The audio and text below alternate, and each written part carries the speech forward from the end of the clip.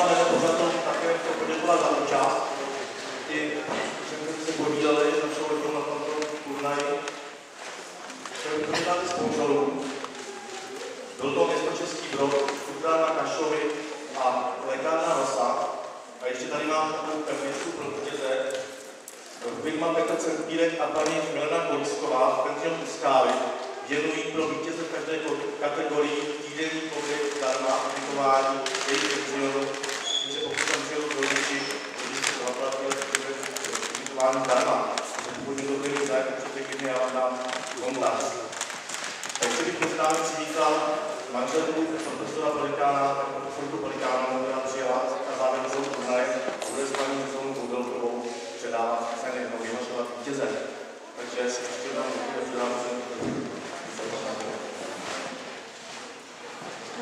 Milí šachoví přátelé, ráda bych jménem rodiny Pelikánovi a samozřejmě i jménem šachového oddílu Sokol Český Brod poděkovala za vaši účast v dnešním turnaji.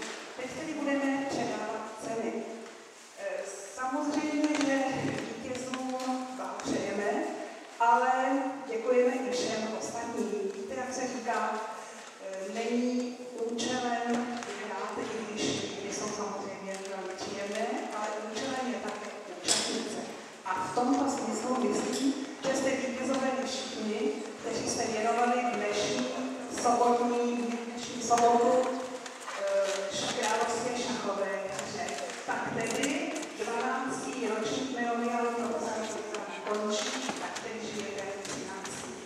A šachové hře říká nazdar. Děkuji.